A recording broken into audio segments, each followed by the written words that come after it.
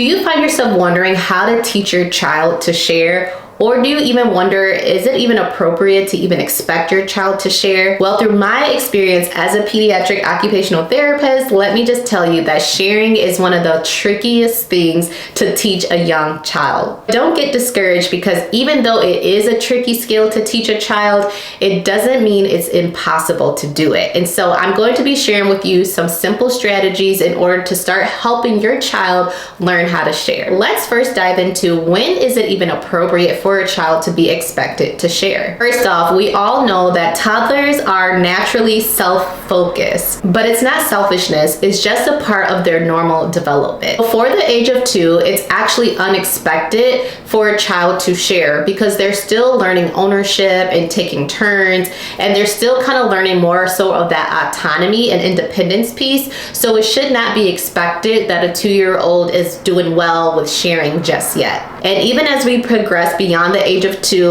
let's say between 2 to 3, sharing may start to become a concept that your child may start to understand, but trust me, it's still a work in progress. Typically, you won't start to see a child be very consistent with sharing or even be willing to share until they're really in the ages between 4 and 5. So now that you know about the expectations depending on your child's age, let's dive into those strategies for even teaching your child to share. So strategy number 1 is to start by teaching them about turn taking. Sharing can feel very overwhelming for young children. So instead of just diving in and trying to teach your child to share right away, start by taking turns. So for example, if your child is building a block tower, you can say, oh, it's my turn to put on the block. Oh, look, it's your turn to put on the block, and practice there. Tip number 2 is to be a role model, or to model sharing behavior. Toddlers are often watching every move that you make, so start by being the example for them. You can start by using something simple and saying, oh, here's my crayon, you can use it too. Or, oh, here's my spoon, you can use it too. You can even use fun phrases like, oh, I love when I share my toys with you. This shows them how fun and kind sharing can actually be. Tip number 3 is to praise sharing efforts. So when you notice that your child is sharing,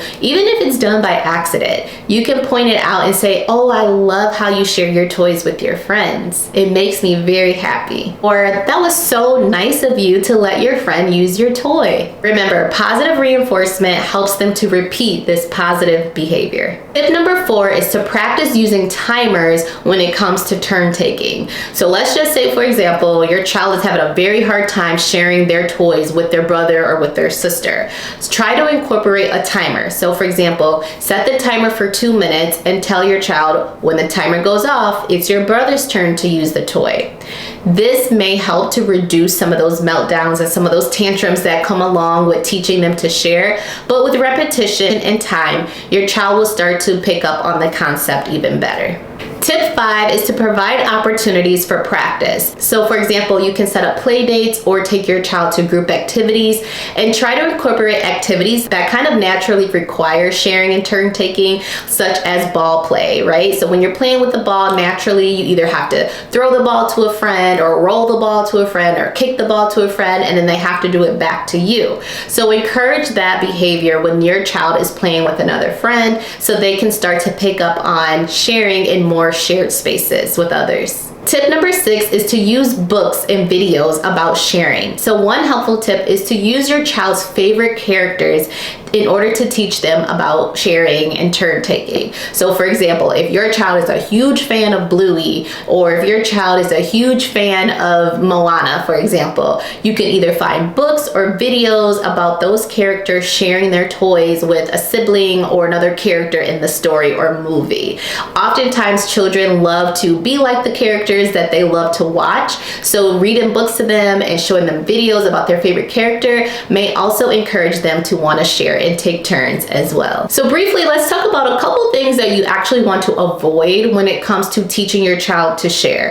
Number 1, don't act on it if it's too early. The second thing you should avoid is punishment if they don't share. Remember, sharing is actually a very highly intelligent social skill, and so if they're not ready for that skill just yet, don't necessarily punish them. It means that they just need a little bit more time for practice, repetition, and they just need more time to understand the concept of it. Remember that sharing isn't only about giving up something that your child wants, it's also about understanding others' feelings. And sometimes that comes along a lot later in the process as your child continues to grow and develop and understand a little bit more about empathy and about the feelings of other people. So let me know in the comments below, which of these strategies are you going to start implementing today in order to start helping your child learn how to share. Also, be sure to watch this next video on how to teach your toddler colors at home if you also want to learn another way to improve your child's development.